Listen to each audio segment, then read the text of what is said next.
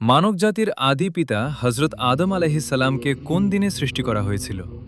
Option ১ জুমাবার শুক্রবার, ২ সোমবার, ৩ বৃহস্পতিবার, ৪ শনিবার।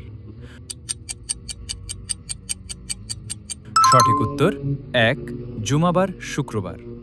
সহি মুসলিমের হাদিস অনুযায়ী জুমাবার বা শুক্রবার হল সপ্তাহের সেরা দিন, আর এই দিনেই আদম আলাইহিস সালামকে সৃষ্টি করা হয়।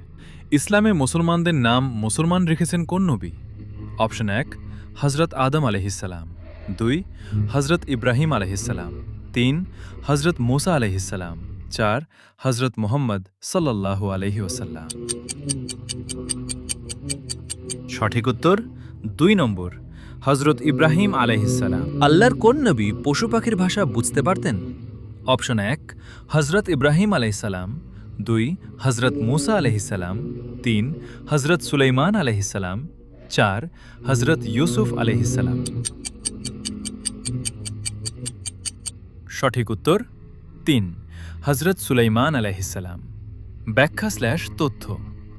অলৌকিক ক্ষমতা হিসেবে আল্লাহ তাআলা হজরত সুলাইমান আলাইহিসসালামকে পশু পাখি ও জিনদের ওপর রাজত্ব দিয়েছিলেন এবং তিনি তাদের ভাষা বুঝতেন।